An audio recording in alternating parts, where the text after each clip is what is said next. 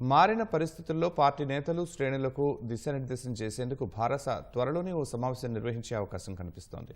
లోక్సభ ఎన్నికల్లో పార్టీ ఓటమి, ఎమ్మెల్యేల వలసల నేపథ్యంలో పార్టీలో నెలకొన్న నైరాశ్యాన్ని తొలగించేందుకు అధినేత భావిస్తున్నట్లు సమాచారం.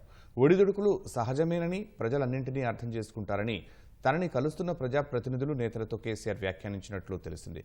ప్రజల్లో ఉంటూ సమస్యల పరిష్కారం కోసం పోరాడాలని వారికి సూచిస్తున్నారు.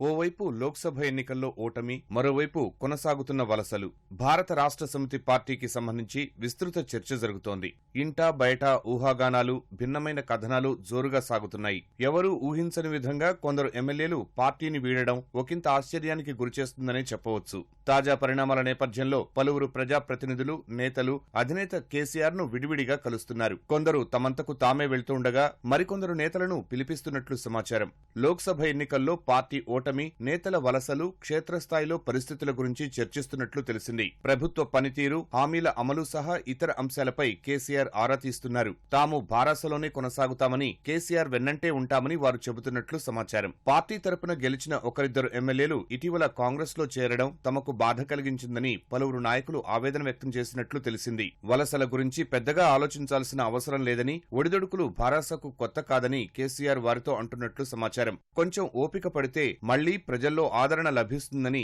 ఇప్పటికే భారత ప్రభుత్వం లేకపోవడం వల్ల విద్యుత్, తాగునీటి సరఫరా వంటి అనేక అంశాల్లో నష్టం జరుగుతుందన్న అంశాన్ని ప్రజలు గుర్తిస్తున్నారని నేతలకు అధినేత చెబుతున్నట్లు తెలిసింది. అన్ని స్థాయిల ప్రజాప్రతినిధులు, నాయకులు ప్రజల సమస్యలను వెలుగులోకి తీసుకొస్తూ వాటి పరిష్కారం కోసం కృషిని కొనసాగించాలని కేసీఆర్ వారికి సూచిస్తున్నట్లు సమాచారం. కొంత సందిగ్ధంలో ఉన్న, పార్టీ మారతారని ప్రచారంలో ఉన్న ప్రజాప్రతినిధులు, నేతలకు అన్ని అంశాలు విడమర్చి చెబుతూ పార్టీలోనే కొనసాగాలని బుజ్జగిస్తున్నట్లు తెలిసింది. భవిష్యత్లో తప్పకుండా మంచి అవకాశాలు కల్పిస్తామని వారికి భరోసా ఇచ్చే ప్రయత్నం చేస్తున్నారు. కేటీఆర్, హరీష్ రావు కూడా కొంతమంది నేతలతో విడిగా మాట్లాడుతున్నారు. త్వరలోనే పార్టీ సమావేశాన్ని నిర్వహించే యోచనలో కేసీఆర్ ఉన్నట్లు తెలిసింది. సమావేశం ద్వారా నేతలు, శ్రేణులకు దిశానిర్దేశం చేయడంతో పాటు ప్రజలకు స్పష్టమైన సందేశం పంపాలన్న ఆలోచనలో ఉన్నట్లు సమాచారం. జిల్లా పరిషత్, పాలక మండళ్ల పదవీకాలం త్వరలో ముగియనున్న తరుణంలో జడ్పీ చైర్పర్సన్లతో ప్రత్యేకంగా సమావేశమయ్యే అవకాశం ఉందని అంటున్నారు. పార్టీని పూర్తి స్థాయిలో పునర్నిర్మించే కార్యాచరణకు కూడా కేసీఆర్ త్వరలో శ్రీకారం చుట్టనున్నట్లు తెలుస్తోంది.